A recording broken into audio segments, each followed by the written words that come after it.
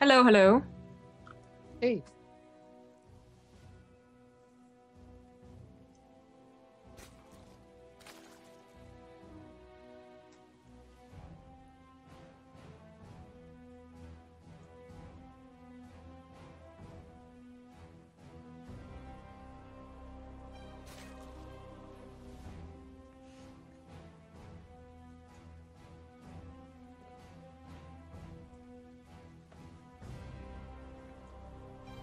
In the bottom left, as the blue Terran, he's CM Storm's Polt.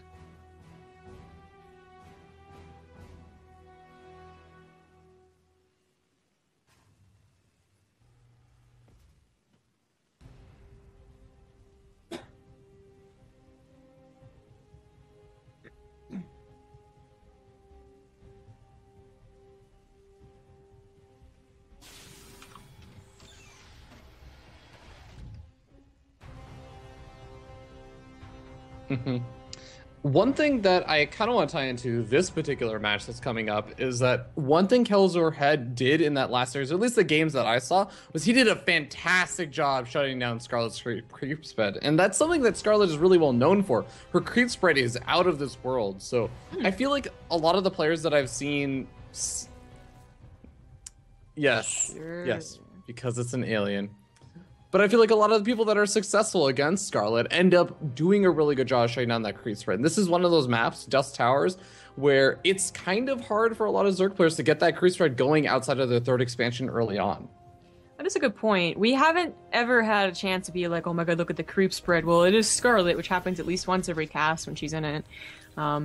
So, for 8, 9 games, yeah, haven't seen too much. Now, Dusk Towers, you would think this would be the map for it, but the last time we saw her playing on it, that's when Kelazur just simply stimmed in to win when she forgot her lair, which hopefully won't happen again versus Pult. She does seem to be like, I mean, she made the mistake with the lair thing on Dusk Towers. She made a mistake with the Overlord speed in the last game. I mean, I'd hate to think that she's just like degenerating as the series goes on.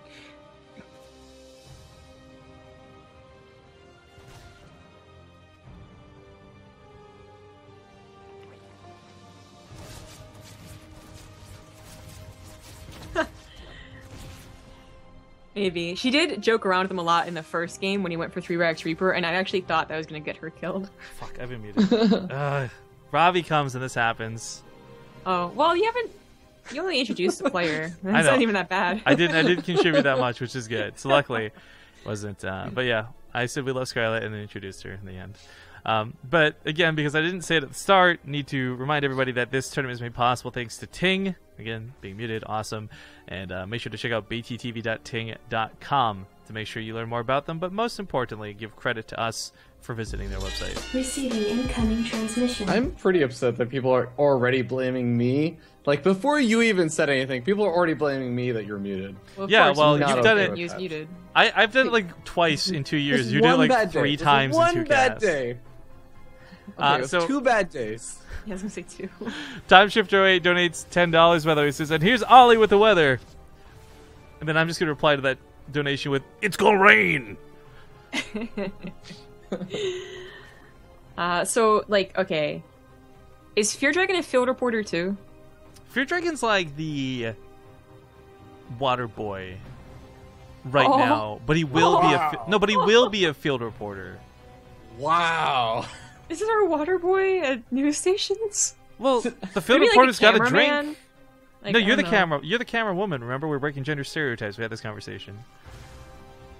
I don't remember actually, so I don't get to actually talk on screen. That's how I got these guns, is from calling around a camera. Yeah.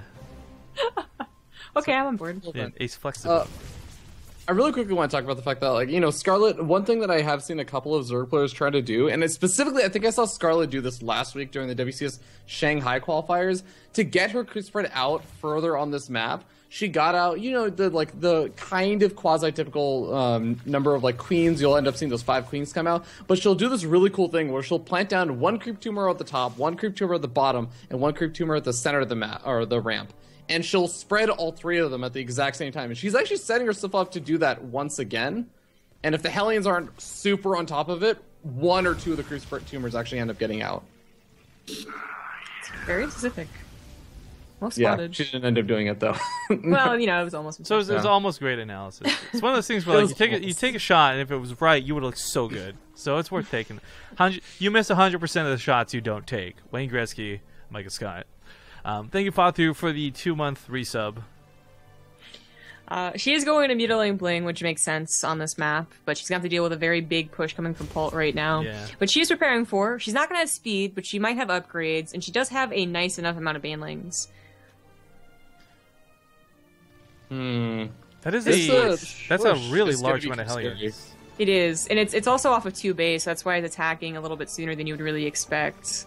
Oh, he's even going to land the timing Viking. on this, the timing on this is really narrow right now because it's not even just about +1/+1 finishing up for Scarlet because that's going to finish. But Centrifugal Hooks is about 20 seconds out, and if he can hit before and take out these banelings from Scarlet, then Scarlet might have a lot of trouble dealing with this. He doesn't have combat shields himself, though, so there's timings on both sides here. All of his upgrades aren't done either. He's getting +1 vehicle weapons, oddly enough, for his Hellbats, I guess.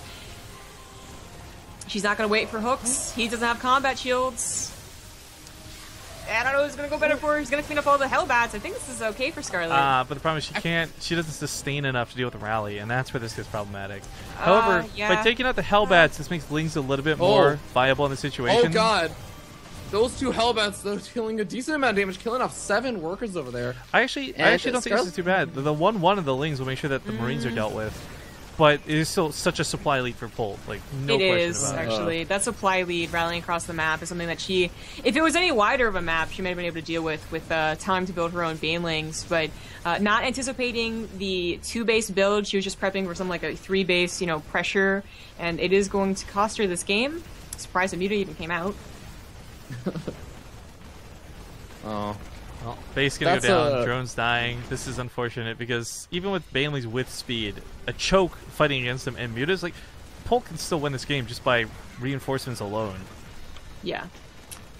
Yeah, I didn't think that the cleanup was not that bad, but it was about having those extra Lings ready to go, and they were just all popping at once, unfortunately. Well,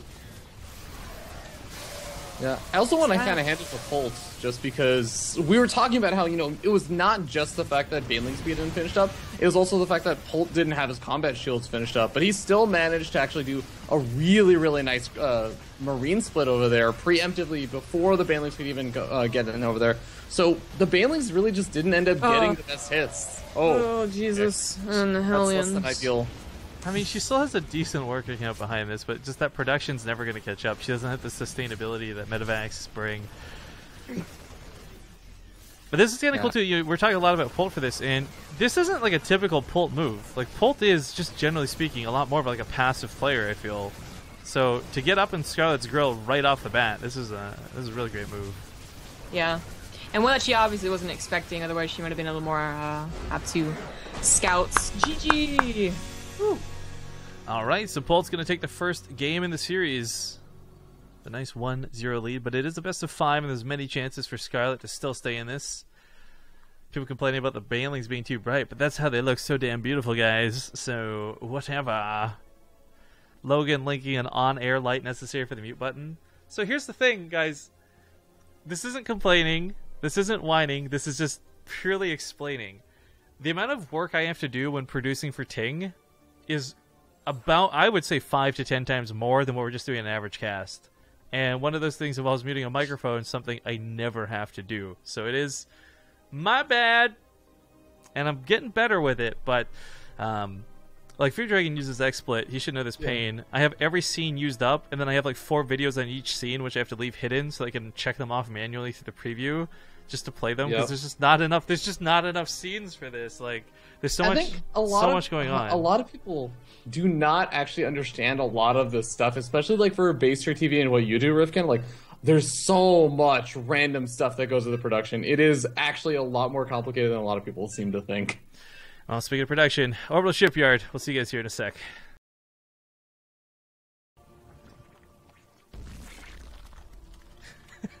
Okay, I need to unban set guitars to kill. He's got a needlessly complicated name to type, so this didn't go as fluidly as I was hoping. So if Set Guitars to Kill is still watching, you're not banned. That was an accident. Oh, he called my analysis wolf tier, Zombie Grub. wow. Why? Because he's an Muted asshole. half the time. Okay, wow. I see how it is. I like Wolf. All right, ladies and gentlemen, we are getting into game number 2. Just ignore if you're trying. Spawning here in the bottom left, currently down 1 in the series. It's going to be Acer's Scarlet. And And our opponents. Oh. Fear Dragon, introduce this one. The hatchery. And spawning up here in the top right-hand corner, we also have Acer Scarlet. And then Zombie Grub.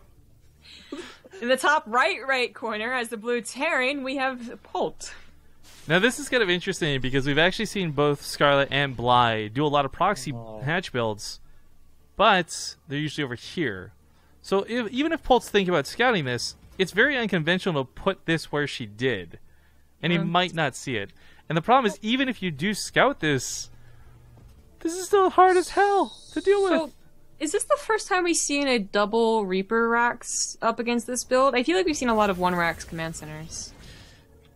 I don't know, but even still, double Reapers, if this was Roaches, could deal with it, but because it is specifically Ravagers, I guess the idea is that Polt could possibly kill everything on the other side of the map. That is actually a legitimate fear, because it's going to be obviously more than one Reaper, so this could get weird. Now, thank God she remembered to make a Roach Moor instead of a Baneling Nest. That's the first step to winning this game. And she'll have a Queen back at home to help defend against 1 or 2 Reapers. But then she's going to need to start making Roaches back at home, which is not ideal. Ooh. Well, Reaper on the other side of the map, going to be able to at least force Scarlet back a little bit. That's the thing about this is with Polt is that he can try to force Scarlet to pull her units back. And, actually, here's one kind of interesting thought.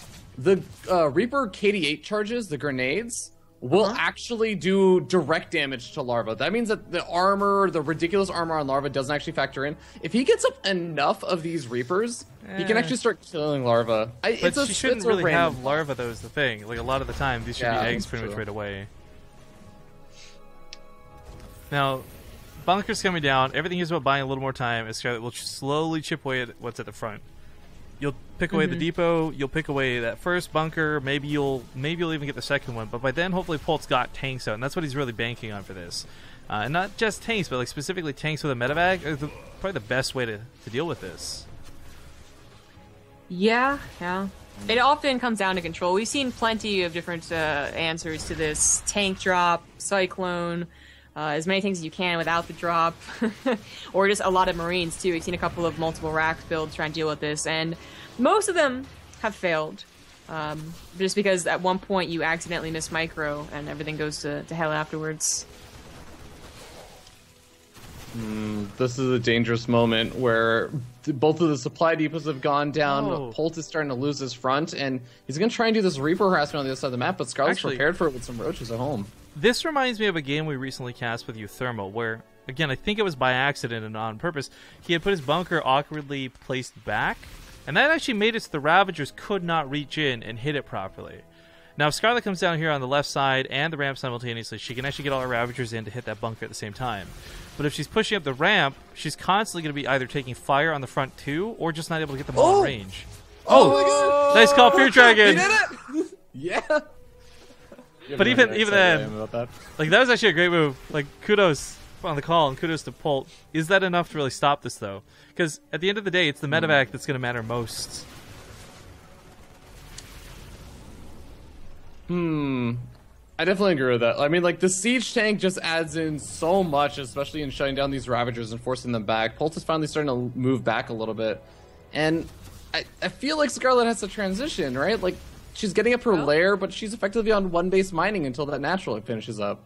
This is why it's always awkward to see. Like, this is very popular on 2 maps, Dusk Towers and Orbital Shipyard. And it's always odd because if it does go to a macro game, you are not actually denying them a base. Like, maybe a 3rd base much later on if they're really slow about clearing up the creep, but they always have that base to the back. So if this was popular on Prion, then, you know, that's a whole natural gold base that's all creeped up. So I don't know how this is actually going to macro out. This is the first time we've seen such a clean defense. And it's I don't feel that great for Scarlet, but I don't know. Shout out to Kitana, who just subbed to the channel, by the way, specifically saying, upon subbing, I just subbed to cheer for my bae. I'm assuming that's Scarlet in this instance. Yep. But yeah, we don't have an emote list because we just got brand new emotes, like way too many emotes, so we don't have a proper list up. But for those who don't know, if you're on mobile or if you're on your computer, on the chat list there's a little smiley face in the top right. You can click on that, it'll just bring up all the emotes for you, so you don't even have to spell them. You just click them. Yep. What do you guys think about this really, really fast fire? And I mean, I want to note again, Scarlet was starting up her lair tech to go for this fire before she even started her natural expansion hatchery. I actually think it's a great idea, because as we were talking about before, like this medevac drop is the most instrumental thing to pushing this back. So maneuvering around the tank, obviously you're not going to likely hit it with the corrosive vials, but whether it's mutas or corruptors, you probably take care of it. Not to mention, she needs to harass. Like, her economy is not bad behind this. Polt invested a lot to hold this, but he is like doing another 2-base build now. Lots of production, lots of Marines. So if she's keeping Polt at home, 2 thumbs up. But right now, if it is a passive game versus what Polt's coming with, she's going to die. And she's just droning like crazy right now. That's a good point. Polt has not been making SCVs for quite a while now. And that does kind of signify that Polt is maybe thinking about just going for a big push out and ending this. Like, he might be clearing up this hatchery and everything, but it's going to take so long to clear up all this creep and then wait for it to recede. Like, it's going to take so long to get a third. Yeah. He's going to try and get rid of at least these creep tumors. There's still a couple of live ones, however, that will just replace them, and that kind of sucks. Because, you know, even if he's planning on doing a 2-base push, like, if it goes well, maybe you can lift your main, or even slap in a third on location. Now that won't be an option as she moves that live creep tumor over. It's still, you know, twice the army supply, though, and the mutas are not coming out because, of course, she's supply blocked. There we go. Scarlet still has some larva over where that proxy hatchery died. She could make some Zerglings and do a Zling run by later on if she wants There's to. no wall, you're right. She could actually do that. It wouldn't be too terribly bad. Those will live for a while, too, but I doubt she's got this hotkeyed, and I doubt she's looking at them. Polt's also doing something kind of interesting where he's going to take down the rocks in the middle of the map. This will help deal with that really stupid, frustrating, and annoying AI that happens when you rally. Plus, it'll open up the rally points to be slightly faster. Not significantly, but slightly faster. But I'm loving this backwards creep spread Scarlet's got going on while this happens. So she had vision of this in many different ways, and she's going to have more vision of it as he steps on creep on her side of the field. However, knowledge, while it is power, does not give you what it means, or the means to stop this many Marines, this many tanks. Her army supply is looking better. It's no longer half that of Polt, and the mutas can try and snipe off what they can, whether it's the tanks or the medevacs, but this is a very, very dangerous push. I'm not sure Scarlet can defend. She has even upgrades, at least, but a roach speed. The Muta's got to get something. I mean, even cutting off reinforcements, picking off this new tank. Oh, the coming. tanks. Yeah, actually, nice pick, Ooh. yeah. But she's got to be careful. This That's a lot of Marines with one. stim. It's low, though. There's no SCVs with this to repair that, so... Well, hello. Hi there. Hello. Hi there. Hey. Oh, I love the positioning of that tank from Polt. That's going to be so annoying to try and get a hold of. Well, regardless of that tank or not, the corrosive bile is going to be pretty important in this, and she's going to be using them on the bio instead of the tanks. I'm not sure how I feel about that. She does deal with those tanks, and she was definitely aiming the other one, but clicked on the top of the ledge, too. That's going to be awkward. Her mutas were clearing up the rest of the reinforcements, however, and she's going back for that one tank, but oh my god, her Router's going to pounce upon here. Yeah, if there's more roaches, if there's more cannon fodder, they would have lived a little bit longer and fought a little bit better, but the mutas just did not do enough. Now, she does clean up, right? Like, those tanks are gone, cool, but there's just no answer for the Marines. There's no Banelings coming out behind this. There's no easy answer for the Routers and Ravagers. I just kind of think she's still going to be dead from this push. Yeah. I mean, the Roaches just getting destroyed and the Ravagers going down so quickly really changed that... Oh, Jesus, the mutas. That army supply just instantly dropped with that, but good game. Polt takes a 2-0 lead in the series. But the reason I misspoke there was because I was going to say pretty much every series today has gone 2-0, then 2-1, then the break, and then comes back and is like a reverse kill, or at least we see a lot of game fours is my point today, so I wouldn't count Scarlet out just yet. What is the next map, though? John? Man, my fingers are freezing cold. Oh, cheeky. So get into game number 3. Not staying in his own base. Spawning here in the bottom right. It's going to be the blue Terran player, Pulse. In the top left as the pink Zerg, she is Scarlet, and she is drone scouting. So maybe not just drone scouting, but maybe a little bit more. Oh, She has another drone of the natural. I think she might be drone scouting, both just in general, 2 Raxes, Oh, this right? is huge. Freon Terraces is pretty popular for multiple Reaper builds, not as much as Orbital, but still. But also in case this was an Orbital liftoff, that would have been really cool from Polt, but it's not going to be the 4 Rax. So the problem with this is normally you don't scout it. And for a Zerg player, drone scouting this early is not too conventional. So Scarlet does have that much going for her. The question really is, though, you can't build that spawning pool any faster. You can't get gas any faster. A lot of this is going to come down to her control and what she does in this situation. I mean, a spine crawler looks tempting, but the mineral for that spine crawler might be better invested in a roach warren. It all depends on what she feels more confident with. And again, she knows full well it's a proxy. There's no question about that. She sees it with the Overlord. well, the nice thing about this map, Prion Terrace, is you have to remember there's only that one area where the Reapers can actually hop up straight into the main base. So as long as she prepares for the defense around that area, and she knows, she sends a drone scout over there and is like, oh, you're going to build a bunker over here. Well, I should at least try and whittle a little bit away at that SCV so that it doesn't have quite as much health for my Zerglings to kill. Well, Reaper gets in here pretty quick, and it is going to be A Spore Crawler? I think it was a drone cancel. I hope she remembers to actually cancel Oh. it. Keep it alive or whatever. I thought it was a spine crawler, to be honest, but that's my Yeah. best Yeah, guess that's because what I thought, there'd be too. no reason for this to be a spore crawler.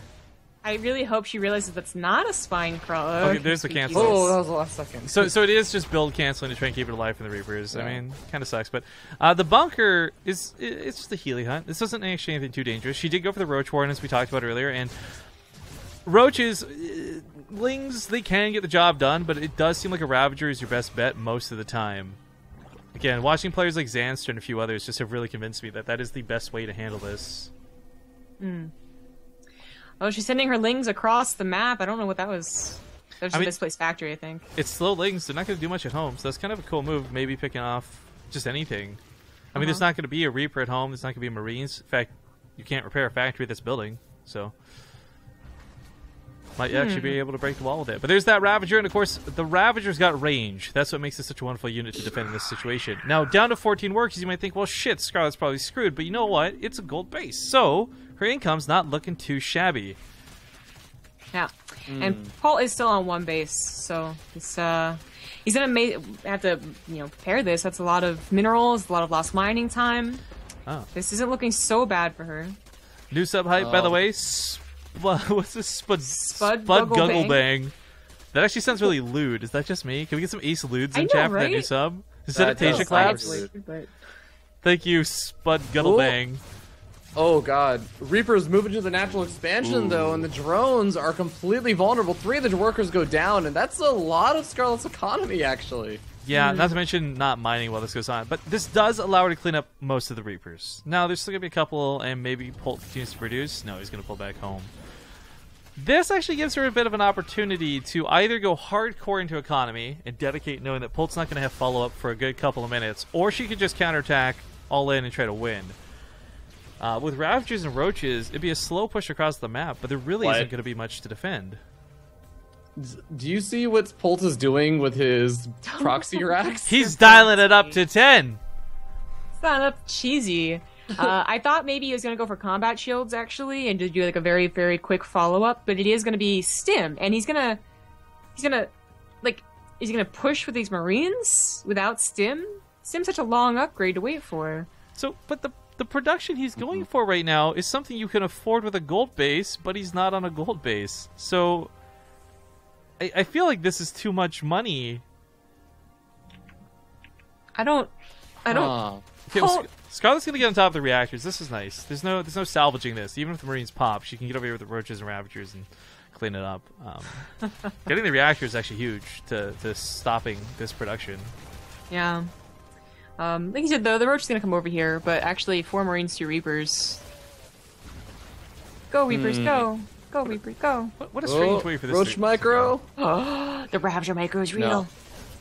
It's not going to finish, though.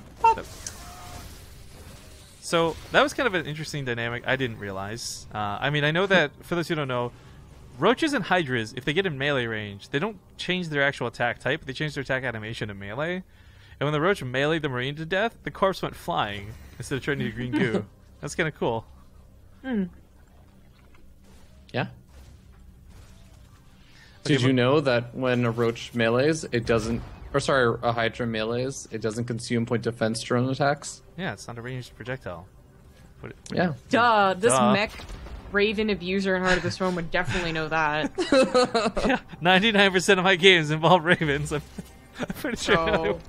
So- But okay, so for Pult behind this, it's still on base. Like, okay, this doesn't entirely get shut down. There's a lot of production of Marines coming from 2 different points. There's going to be Hellions, which may very well be Hellbats. I don't know if they'll throw down an armory or not. But there's going to be Stim with all of this. And Scarlet, if she's only fighting a portion of this army by pushing across the map like this, okay, she might take this fight. But this is another fight she's going to have to worry about. I just love that he didn't even bother making the reactor. I don't think she'll want to take that on going up the ramp. Well, she is. Well, she's not. If she had, well, if she had Overlords here for high ground vision, this would actually be a cinch. Oh! Yeah. I just don't know about... I guess so much of his army supply is in the other... It's just a Yeah, wiki. GG. Just taps out. All right, we are going to go to a game 4. Did not expect it, but before we do, guys, we must give a quick, small break to our sponsors and to the players. So we'll give them about 3 minutes or so. If you need to take a break yourselves, please do.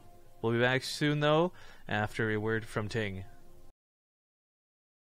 All right, folks, thanks for watching that quick commercial break. Just need everyone to take a bit of a breather as we get into game number 4. Now, this could still be the end of the series. It is a best of 5, and currently leading 2-1. Spawning the top right side of the map, it's CM Storm's Pulse. In the bottom right, as the pink Zerg, she is Scarlet. And you guys are, of course, tuning into the Ting Open, and I thank you all for joining us here on the cast. Of course, it's not just myself and Zombie Grub as per usual. We got Fear Dragon joining us here to be the third wheel to this awkward date train. We're like one of those tricycles that come with a motorcycle, but it has that passenger seat. Oh my god, I love those things. They look so silly. So silliness, speaking of, Scarlet is going for a very early pool. So not just a pool first. Oh, she did this last time, didn't she, with a gamble? So On Lairlock Press? I feel like that Yeah. was a pool first, not an early pool, but I actually didn't take note. And I think the effect is probably going to be the same still, to get the Lings out there, kill the SCV, and then hopefully cancel with the speed behind. Yeah, I mean, even just getting the kill on the SCV building the command center on the low ground, which it typically does, that can get you a nice early game lead. Now, if Pult was scouting with an SCV, he might have been able to see this, especially if he scouted correctly first. But against Zerg, you very rarely have to scout if you're going to go for a Reaper anyway. In fact, if the Reaper just stayed at home, like if he was really safe but didn't want to actually scout, that would be fine too, because then the SCV would never die. Although the Speedlings would still, they'd have problems with that. He is scouting, and he's scouting correctly first, which is really nice. So the Reaper can stay home. Unfortunately, he can't cancel the command center. That wouldn't be worth it. Ooh. Seems Nice passive. starting Reaper. around with those circles. Or the SCV. Yeah, that was clever. Doesn't want this revealed. Now, the Reaper is left at home, so Pult's not going to have too much troubles with this. In fact, Scarlet will... With even the smallest bit of luck on that SCV going through the command center while he builds, these things will not get the cancel. In fact, even getting a bunker down to wall off, that's so clever. She could try and sack on top of the SCV, but with the second SCV already available, that would just be a quick transfer. She's not going to get the cancel on this command center, that's for certain. So the most she can really hope for is speed link control, trying to mac her out of this. It's effectively, I think, failed, but I don't know if she can... how easy it is to come back from that. I think it's the same situation as when she did this versus Kelazor, right? Where she has speed finishing up, and if she had more Zerglings, then she could have done something similar to what she did to Kelazor, where she forces a liftoff and cancels the orbital command from being finished up. But overall, it just ends up not really being worth it. It looks like this time she's actually reconsidering what her follow-up is. I like the intentional Overlord speed, if that's going to be for intentional Overload drops, and it is. Evolution Chamber is on the way. Unfortunately, Polt is... Oh, wait a minute. I thought he was going for Hellions, my bad. So that's actually really nice then. Hellions are these guaranteed, like you keep 2 in the main, 2 in the natural, and that's gonna, you know, if you're good enough, if your micro's good enough, that's gonna keep you from getting flooded with lings. But without Hellions, Marines aren't as quick. They can be surrounded. The Sweeper's actually really doesn't want to die. Just die, buddy. Scarlet. It's happening. I'm really impressed with the splitting up that Scarlet was doing over there, trying to get that surround. She didn't quite end up getting it, but it was a really nice attempt. So Overlord, I mean, I can't see a lot of situations where the Overlord drop is going to be phenomenal here, but it's a cool move. She's going to go for not just 1 but 2. I think it could be very good. Oh, Polt has a Marine patrolling though. He's going to see this immediately and be able to react. It's yeah, it's not devastating amount of lings, and you just pull the SCVs to your tank, but this is going to be very annoying because, you know, Polt has good units. They're just not very quick or numerous. Well, one of the dangers is perhaps friendly firing a lot of its own units. She tries to run on top of the tank. Oh, Deepa was left down. She gets a lot more lings in here than she should have. Now on top of this tank, once again, Polt's... Yo, we're seeing a lot of workers die, but not a lot killed because Polt's actually killing some of his own SCVs there. Tanks up to 13 kills, cleans up some of those workers, but that ends up getting Scarlet a decent amount of damage, but that does cost her all of her supply and map control. So, still not entirely convinced this was worth it, but it's got damage done. No arguing that. It also scouted that it was a tank drop, which I think is the least worrisome counter. If it was 2 tanks, then you might be worried about the ground push, the very basic ground push. But even then, there would be enough Marines to cover it with her killing some. So she knows she has a while yet to recover, and it's still not great for her at even workers, but continuing to salvage the situation. Going up to that Lair Tech again, especially with all the gas causes being taken, it's probably just going to be another Spire follow-up. She's got +1 behind this, which is going to actually be pretty nice. Polt, all things considered, doesn't have a lot of tech going for him with his opener. In fact, Stim is going to be the only thing. So, Scarlet's Lings are going to have a little bit of dominance early on. We see that Burrow, which makes me think possibly Banelings again, but it could also just be for safety. It's a tank. Everyone hit the deck. Yeah, that might have helped versus those Hellbats, which Kelazur, when her opening failed against Kelazur, it was much worse because the Hellions were around to counter and the Banshees were too. A single tank drop really is not that worrisome. Of course, is she still going to be prepared for what is the follow-up, like when Stim's done and the 2-base push, which is very common on Laralac? That's still up in the air, especially since she's going from Mutas, which aren't very, you know, good at brute force defense, but I'm hoping these burrowed Banelings, because I gotta imagine he's gonna use Burrow for Banelings at some point. I hope they do well. They're gonna have to do well. Because of their positions, I mean, there's a very straight line in which Polt's gonna take to try and attack, so she should have them in good position. Another thing that kind of was a bit of a cost due to all the aggression that Scarlet put on, and I keep coming back to this, but I really do feel like it's always been such an important part of the matchup.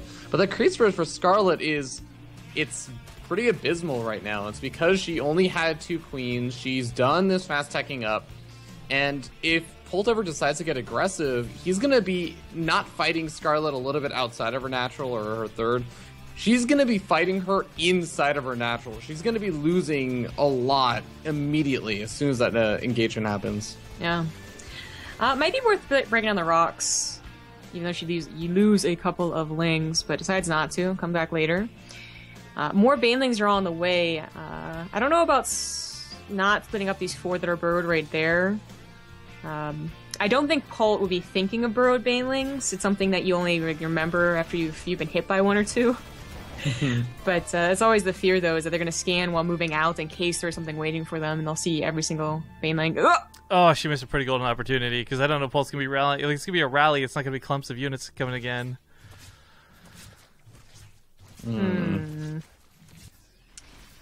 Ooh, he's just going to creep. Oh, no. Now, kind of got he was portion of close. the Marines. Yeah, he got close. He still bled some Marines up, but that... Scarlet, unfortunately, not necessarily a one-trick pony, but well known for some of her gimmicks and banelings like that. It was combination creep, combination Scarlet. So, would you say though that the fact that it scared Pult a little bit, and now he might be doing all these extra scans and everything, but it also kind of makes him a little bit more defensive. He's not going to be as eager to just immediately push out until he actually has a decent force, I think. So it kind of ends up buying her a bit more time. Yeah, I mean, it's costly to scan, but obviously the best case scenario for her is to actually land those Banling hits. Yeah. Pop Pult right off. Of course. It's about 40 supply to 62. That upgrade advantage Scarlet has is still going to be nice, but the Lings are going to mostly be best utilized against the tanks, obviously, here. Just getting them on top of them is questionable, because that is a lot of Marines covering it. Oh, a lot of Zerglings going down to those tank shots, and Scarlet needs everything she can get right now. Even her Banling count is not that amazing. Yeah, these units aren't nearly as disposable as they once were. Decent Banling connects, though. Gotta give it to Scarlet there. Some Lings on the other side could probably run into that natural mineral line. There's not a lot defending. In fact, will kill some SCVs, which would be nice. But not enough to drive Pult back home. Like, his SCVs, the reinforcements, they should be able to deal with this.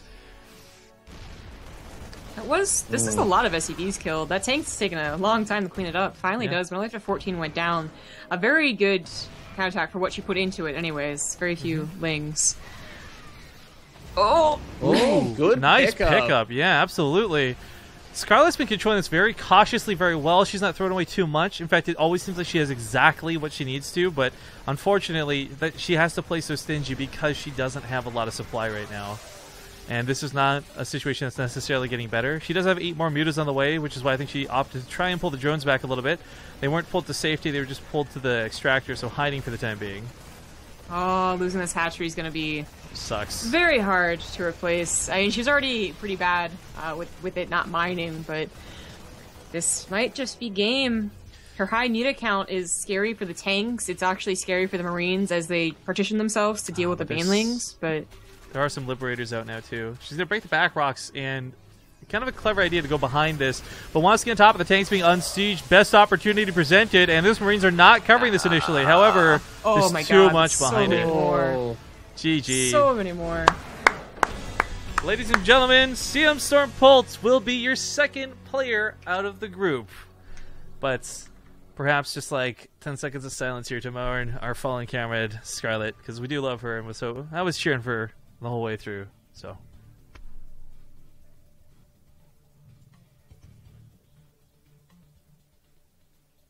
I don't know if that's 10 seconds. Too awkward, but that wasn't 10 seconds. But close enough. Either way, congratulations to Pult. Sorry to Scarlet. We do hope we'll see her for more stuff in the future. Of course, she's recently qualified for WCS Shanghai and all this other stuff, so she is kicking ass all over the place. Just unfortunately not here at the end of the day. So, yeah, Pult and Kelazora Mortarin, woo, getting out of the group. Now, as we get closer and closer, I do need to note that the second stage of groups will not be playing until after everyone's back from Katowice. So, like, mid-March is when we've got 4 groups back to back to back, immediately into a round of 8, immediately into a semifinals. And we even have the grand finals, which is a best of 9 segmented for its own day. So the Ting Open has a lot more casting coming your way. But at this point, we do only have the wildcard group number 2, which, again, Elazer, Naniwa, Bunny, and Snoots, as well as the second European group, which is Marine Lord, Lily Canine, Mana, and Nurcio. Yeah, Nurcio. So we still have 2 really great groups to go through. But this will wrap up the week for Ting, I believe. Right? Let's go to Base Trade TV. No, I think there's a wildcard group on... Sunday. All right. So the wildcard group on Sunday, but then the second European group is pushed back because of people's travel to Katowice. So if you want to keep up to date with everything that's going on, my best suggestion would be hit up basetrade.tv. It's our new website. There's no ads on it. There's no malicious content. It is strictly a tool we want you guys to use to better connect with the channel and come back for more and more in the future. So basetrade.tv/calendar specifically shows you everything at a glance, what cups are coming up. There's a countdown thing that shows you when the next cast is, all this good stuff. And we're still taking feedback because we still want to make it the best website we can. So please keep it coming, guys. Let Oli Moly, let me, let ZombieGrub know how you want to see the website improve. Well, I can't guarantee we'll always change what you suggest, but we'll do our best to try and make it as good as we can. But a little bit later on the cast, we had Fear Dragon come join us. Fear Dragon, you want to give some shout-outs as we say our goodbyes?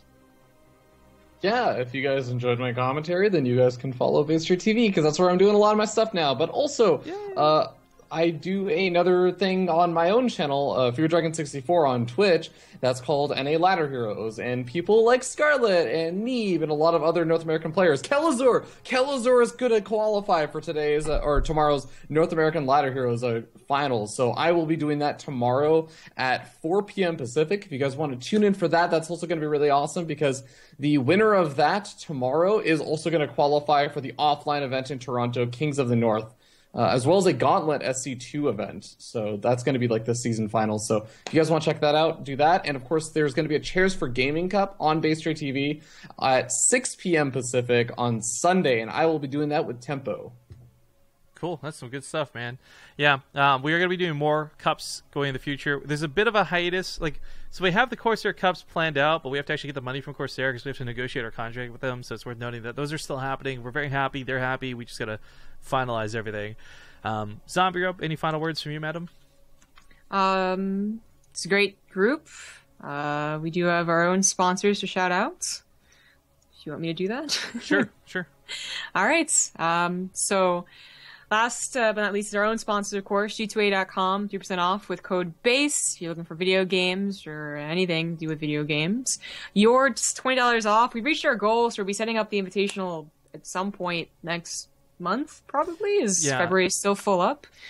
Someone actually asked earlier what we're doing with the $1,000 we raised over there, and to be honest, just banking it for the time being. Like we're planning to make a giant tournament with it, but we have to finish Ting first, and we just have so much on our plates right now. There's actually no place to put that tournament. So rather than force it in a shitty time slot in a weekend when no players can play and nobody can watch, we might just push that back a little bit. But you can still get watches for cheap. You can still support the channel, and it's a good partnership that we're going to keep going with Yord for as long as we can. So the watches are awesome, like absolutely. Yes, they are. Very nice watches. Chairs for Gaming, very nice chairs. Use code BaseRateTV for $20 off and free shipping to USA and Canada. And if you scroll down below, you can actually see the headsets, mouse, and keyboard of the brand that we use, Corsair. Yeah. We do use the wireless headset for sure, but then we differ on the mice a little bit. They're all good. All great stuff. One more point about Chairs for Gaming, by the way. They're going to be sponsoring an event I'm going to tomorrow. If you guys are in or around Vancouver, Twitch Vancouver, the meetup is going to be happening at the Monster Cat headquarters. So if you guys have heard that Monster Cat music all over Twitch, that's the headquarters for it in Vancouver. Chairs for Gaming is going to be sponsoring that. I'll be there. I hope to see some of you guys there as well. We can have some bad drinks, exchange some terrible stories, and make fun of Rifkin for not being able to drink very well. So hopefully see you guys there. But of course, the biggest shout out that we must end the stream with does go to the main sponsor, Ting. Without them, none of this would be possible. $5,000 of prize money provided by them for players for your entertainment. And if nothing else, guys, at least check out their services. I know it's not going to apply to all of you, and it's not even going to be an upgrade for some of you, but for those of you that are watching, if even a couple of people can benefit from it, it makes me feel better knowing that we actually helped connect people like that. But furthermore, it gives us another tournament potentially down the line. Again, if we can get 40 people by the time this is all said and done, we're going to see more from Ting investing in StarCraft 2 more in the future, specifically here on Bay Street TV. Ding! So have a great day, everybody. We're going to end the broadcast here with some ads and then probably find somebody to host. So take care and goodbye.